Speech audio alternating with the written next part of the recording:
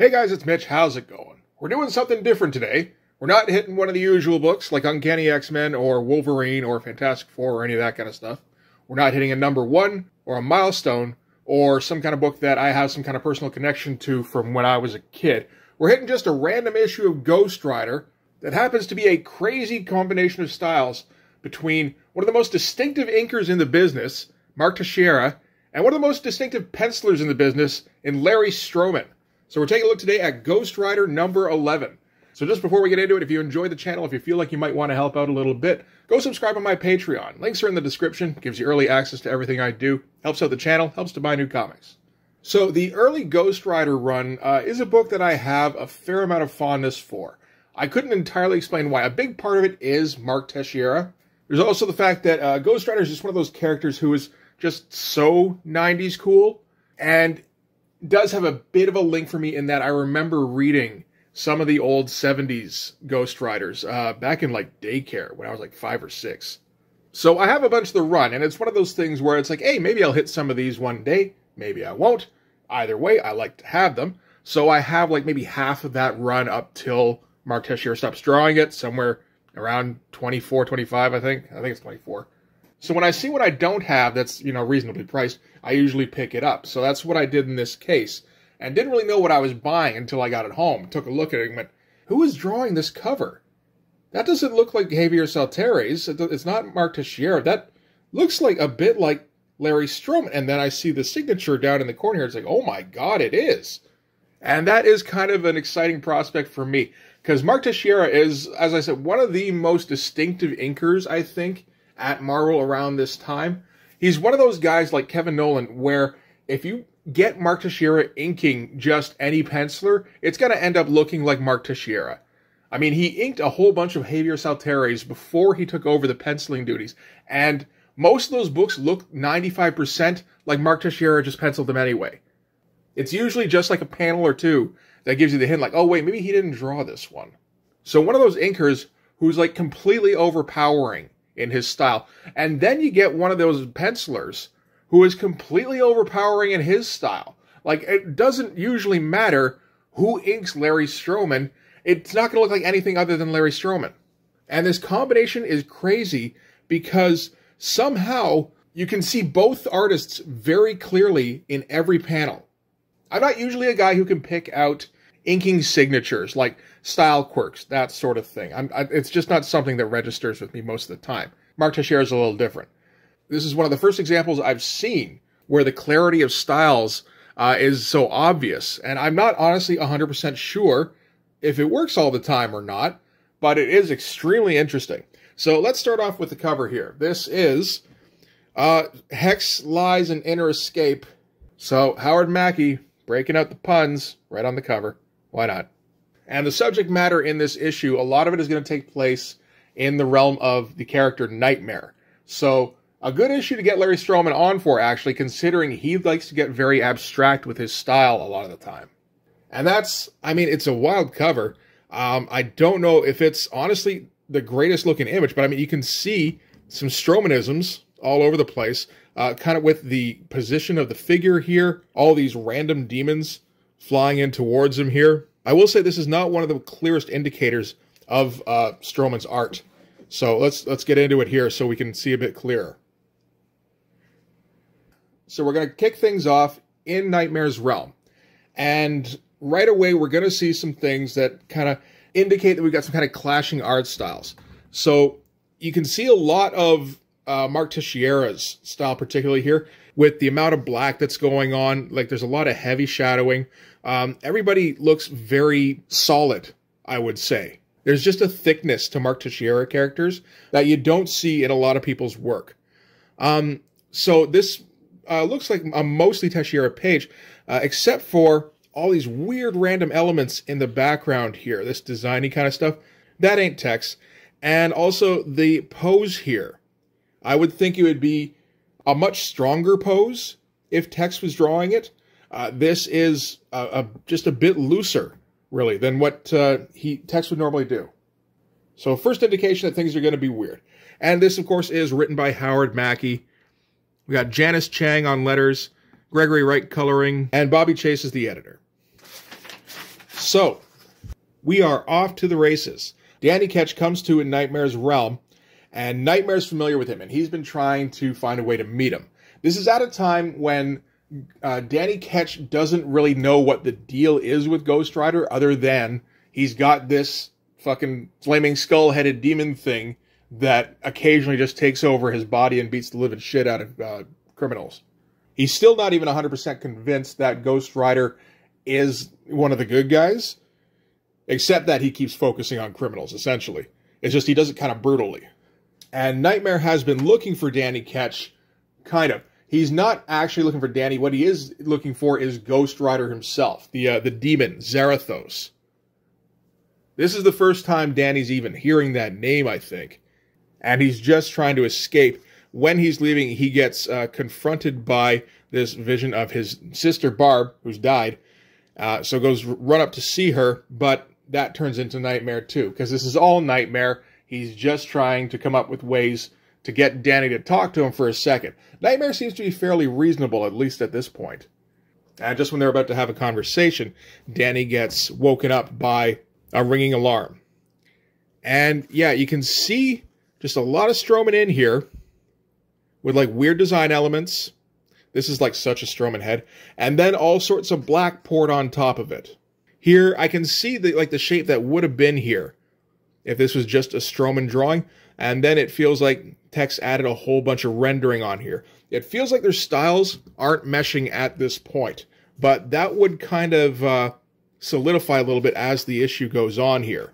So Danny just wakes up in his bed, and he's going to go off to drop his girlfriend off at the police academy. And this looks much more like Tex, although I can see the Stroman pose in here, but Tex is basically drawn over it. Like he's drawn the musculature, it feels like, all the shadowing, and he's kind of taken the drawing over. This pattern in the background here, very kind of Stroman-looking design element, even down to the vertical hatching to indicate the shadow. Again, kind of warring styles right now. So Danny meets up with his girlfriend, kind of gives her a kiss and sends her on her way to the police academy. And she kind of notes how his personality's been changing lately. Basically, he's becoming more confident. I have a flaming skull demon. What have I got to worry about other than the flaming skull demon? This feels a bit more synergized. Again, I can see the Stroman head in here. Just kind of, slightly strange proportions and not really heavily rendering. And Tex is throwing on some light rendering on just to add texture. He's not trying to overpower the image in this particular case. I feel like it would waver a little bit for a while. So at this time, Ghost Rider is hunting for the Zodiac Killer. Zodiac Killer is a character who has either weapons or powers styled after the Zodiac signs. Everything he does has to be about the Zodiacs, all that kind of shit. And he's currently involved in a lot of drug deals, it seems like. This is part of that Ghost Rider thing, where this is not your typical Marvel Universe kind of stuff, where villains have grandiose plans, or they're trying to accomplish some lofty goal. The villains in the Ghost Rider world are fucking smack dealers, or just straight murderers. It's just like a scummy corner of the world. So Danny's going to just kind of an even worse part of town than the other parts of town. And he's looking for some dude named Stig. Stig is just kind of a street character who Ghost Rider ran into earlier and was apparently acting pretty tough until Ghost Rider hit him with the penance stare. And now he can barely look anybody in the eye, it feels like. Again, a pretty Stroman-looking pose, very much so in the face, and going light on the rendering but heavy on the shadow in some parts. I think it works here. So Danny hits up Stig. He doesn't really care about what Stig's doing. He's just trying to use him to leapfrog to the next guy up the chain, hoping that eventually it'll lead him to the Zodiac Killer. And there's all sorts of weird stuff. Another guy comes up, and Danny gets all up in his face and intimidates him immediately, which is not usually Danny Ketch's MO at this time. And scares him off, looks back, Stig has completely disappeared, and it feels a little bit like Danny Ketch is losing hold of reality. Cut to somewhere in the Midwest at a truck stop, where some good old boys, Midwestern good old boys, are taking some offense at the city boy who's rolling through their town on his fancy Harley. And they try and pull him aside, but this guy has a sawed-off shotgun. This is, of course, Johnny Blaze, and he's on the trail of the Ghost Rider. This is a much more Larry Stroman-influenced page here, right down to one of those kind of classic Larry Stroman characters. He's great with coming up with just like a unique-looking person to slot into the background, and then you just forget that guy because he's never going to show up again. Back with Danny Ketch. Danny is hanging out in an alley and just waiting for the Zodiac Killer to stop by. He figures he's probably going to be in this area based on what he's learned when he kind of went postal on that dude for a second. And it seems like the guy was right as a limo pulls up and the Zodiac Killer is in the back here. Not seeing a whole lot here between the styles. Little elements here. Whenever you get these kind of things in the background that provide texture, these kind of random shapes, it's like, it looks like Larry to me. And Tex is kind of laying off on, like, just the level of dirtiness he would usually apply to the backgrounds. He's got a heavy hand with the ink, and I feel like he likes to leave a lot of, like, granular textures all over the place. Also, he loves his cross-hatching a lot of the time. Zodiac Killer steps out of the limo. That's a Larry Stroman code if I've ever seen one. And Danny leaps into action, starts to turn into Ghost Rider, again, Larry Stroman fire, and immediately gets teleported into Nightmare's realm. And we get those kind of geometric shapes Larry likes to do. Now, again, this is more of a Larry Stroman kind of, this is basically the exercise. Like, how much Larry is on the page versus how much Tex. In some cases, it's a lot of Larry. In some cases, it's not. Tex is like, no, this one's my page. Kind of like this. So Nightmare's going to greet both Danny and Ghost Rider to his realm. Gigantic double splash. Smack in the middle of the book. You can pin this up on your wall if you like. I am not seeing a whole lot of Larry here. I am seeing that kind of smudginess with the ink that we were talking about. A bit of a heavier hand with the cross-hatching than he would often do, which is strange. It feels like he's adapting somehow. Because, this is much finer touch here. And, this design, this page layout, is all about Stroman. He's very good with the design sense. That's one thing I've never really noticed about Tex, I gotta say. He's great with texture and rendering and just shadows. He's fantastic at that. A lot of the basics, it's the more refined stuff when it comes to setting up a panel. He's not nearly as noticeable, but that's one of Larry's major strengths. Like, this is just a fantastic splash here. So, yeah, he welcomes them both to his realm. And he specifically says, welcome back, Zarathos. Because, of course, the original Ghost Rider series ended at issue 81. Which, that's a hell of a fucking run for a Ghost Rider comic. But that ended with Zarathos being trapped with Nightmare's help. In Nightmare's realm, in a crystal. I can't remember what the name of the crystal was. But yeah, just as a quick A-side, in the 70s, Marvel kind of branched out when the comics code changed up, so that they kind of reached out into all sorts of weird kind of counterculture stuff. Because there was the horror comics that they all of a sudden started putting out, like Werewolf by Night. There was a Frankenstein book that lasted a little while. Tomb of Dracula went for 70 issues, which is mind-blowing. And then, yeah, you had those counterculture books, like Power Man, which became Power Man and Iron Fist. But that went for 125 issues. Master of Kung Fu went for like 125 issues. And yeah, as we were saying, Ghost Rider with 81. It's a crazy time in the 70s, where if you lock into the right element, you can keep that run going for just 100 issues. Why not? So, Nightmare's explaining his position, which is basically that he knows all about Zarathos. Zarathos doesn't seem to know anything about himself. He doesn't even know who the fuck Zarathos is. And Nightmare was aware that Ghost Rider had escaped from his realm, but he was willing to kind of let that go, except that Ghost Rider has started popping up in the nightmares of some people. Probably not some very good people. And again, very heavy Stroman influence on these pages. These pages are all about design sense. So like the big close-up on Nightmare's head here, kind of almost fading into the smaller figure here. The big close-up on Ghost Rider's eye socket. And I like the rendering he's getting where he's following the curve on the bone here. Like we've seen what Tex likes to do with Ghost Rider's head. This is pretty far from it. Actually, we're going to get back into it in this issue. But I feel like he's kind of letting Stroman just go for a while. Big close-up on Nightmare's eye here. And there's parts here that almost look like Sienkiewicz. Like the scribbliness. I like it, though. It works nicely. And great fucking hand. I think I've seen Larry do this hand a few times. And he does it particularly well. And yeah, all these abstract elements in the background. This all just plays to Larry Stroman's strengths. So, Nightmare is going to tell Ghost Rider all about his history, which is that he is the demon Zarathos. And Zarathos was a particularly nasty demon at that.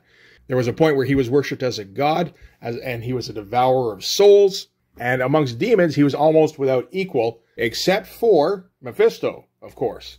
And him and Mephisto had a big old epic battle, which Mephisto eventually won, and he kind of bent Zarathos to his will, and harnessed his hellfire. And Mephisto would kind of amuse himself by just kind of placing that essence of the hellfire within mortals, to see, you know, just, I don't know, what would happen. And then one day he comes across Johnny Blaze. Johnny Blaze makes a deal with him, and Mephisto links the two together, and thus Ghost Rider is born. Nice shots, too. Very cool. And that looks a lot more like Tex. So this is old school Ghost Rider, Johnny Blaze Ghost Rider, the original Spirit of Vengeance. And even back then, he had problems with his memory, so Nightmare restored his memory, and he tells about how he helped to trap him in his realm. And now, he says here, somehow fortune has returned you to me, Zarathos. Once again, you can be unleashed upon the earth to fry souls and send more to the world of Nightmare. So, he just likes that he's going to terrify people. And this page is so awesome. This, looking at it closer, this skull is a very cool blend of Stroman and Tex's styles. Like the shapes are Stroman's, I want to say. And then all the texture is Tex. And I feel like if this pair kind of continued, that's more in the direction it would have to go. I don't think it ever would have continued. I think Larry Stroman likes to draw things very stylishly. And, you know, like he likes to draw, like, fashion elements and stuff, which I don't think Tex cares too much about at all. Tex likes to cover everything up in shadows and dirt and cross-hatching. But when it does work, it like I said, it looks fucking awesome. It'd be a badass page to own. You'd totally put that up on your wall. So, Ghost Rider keeps denying that he remembers any of this. He's just kind of taken Nightmare's word for it. I mean, Nightmare's showing him, like, mental images of all of this. And he's like, okay, I mean, I guess. I still don't remember it. But I don't like the sound of your motives in all of this. I think you need to be punished. And Nightmare's just like, I beg your fucking pardon. And, yeah, Ghost Rider starts going into his spiel about when innocent blood is spilled. It's like, you shut your mouth. Fun page. Big, swoopy cape element. Love that shit. And it's like Ghost Rider offended Nightmare. It's like, do you know where you are? Do you know who I am in this place? Sends a horde of demons, or I guess nightmares, or nightmares masquerading as demons, just descending upon Ghost Rider and Danny. Very cool shot with the framing of the two of them, with everything just coming down on them. And some pretty cool looking demons, very busy. This is the kind of stuff where, like, I think these two mesh together nicely. And the demons start to work him over, and he's actually getting pretty weak. Because Ghost Rider has been very out of sorts since he was resurrected. He hasn't really known what he is. He just knows he's compelled to, you know, wreak vengeance on behalf of innocence. And that sort of disassociativeness has basically weakened him. So in this place, when he's getting attacked by nightmares, he can't fight back, basically, in this state. And then Danny comes to his rescue and basically offers to, like, Wonder Twins unite to form better Ghost Rider. Because there's been an element in Danny that he doesn't really 100% want this thing, although he's becoming more and more convinced that Ghost Rider is a force for good. And I think his response here to Nightmare basically confirmed it. So it's like, okay, you know what? We need to 100% work together, completely unified. We're going to share a common goal. We're going to work completely in unison. Which is, I mean, he's talking to a demon, and he's basically making a contract at this point. But the union of the two of them and in Nightmare's world turns them into just one entity, which is just souped up Ghost Rider. And he's going to take a quick pot shot at Nightmare here, but even with his power level restored, essentially, he's still in Nightmare's place of power, and anything that happens there is basically happening with Nightmare's permission. So he knocks him off balance and then goes, you know what?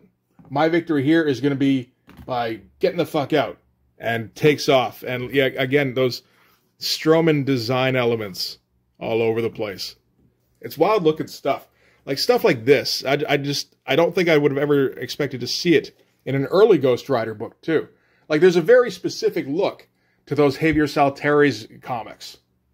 It's very gritty. And then when Mark Teixeira can't keep up, guys like Ron Wagner fill in, and Andy Kubert, who again keep things very grounded and just don't have the same kind of skill level, really. So you see shit like this, it's like it feels completely out of left field. So, Ghost Rider pops out of Nightmare's realm. Nice shot with the vertical panel. Spots Zodiac and just kind of loses it for a second. That's a very Larry Stroman looking skull, I'm thinking. I've seen Texas skulls like just over and over again. I think he's just kind of going, okay, I can't really do a whole lot with that. Just gonna ink the lines in this case. And he goes to take Zodiac out, because of course he fucking does. But before he can get there, he gets stopped by a mystic wall. Doesn't know what that's all about, except it turns out that this is Doctor Strange, who has come for a crossover. And nice big splash to end everything on. Pretty good looking Doctor Strange. Weird seeing him with that Stroman style, but, you know, the rendering's nice. He's back to the thin hatching here, which I appreciate. I don't like it when he gets to the thick hatching. I don't know what that's all about. But yeah, another cool splash to end on. And the next issue, issue 12, was the first issue of Ghost Rider I bought. So holds a bit of a special place for me. And the deal with Doctor Strange here is that he also has heard that Zarathos is back and is looking to exorcise him, except, you know, after a while he comes to realize, wait, so he's not actually evil, I don't think. And ends up accompanying Ghost Rider in his search for the Zodiac Killer. It's some pretty good stuff. But yeah, that's going to do it for Ghost Rider number 11. That's such a weird-looking issue. Just very much stands out amongst every other issue of Ghost Rider I've seen up until like the 30s. It's wild stuff. And to the best of my knowledge, Larry Stroman and Mark Teixeira never really collaborated again. Which, again, I think is a bit of a shame. Except, I mean, you know, the subject matters wouldn't have mixed. Larry Stroman can be a pretty volatile guy, from what I understand. I don't know if that extends to his working relationships. It might. I don't know. I just would have liked to have seen a few more issues of this to see where it went. Because it's a very neat look. Anyway, that's going to do it for this one. Let me know what you thought. Thanks very much for watching. If you like this video, please hit like, hit subscribe, hit the notifications so you know when the next one's coming out. Go over and subscribe on my Patreon. It gives you early access to everything I do, from the Blood Force stuff to the YouTube videos before they get uploaded to YouTube, as well as some Patreon exclusive content. You can also follow me on Instagram and DM me there for commissions, and you can join the Blood Force Discord server. But yeah, that's going to do it. Thanks again for watching, guys. I'll see you in the next one. Bye-bye.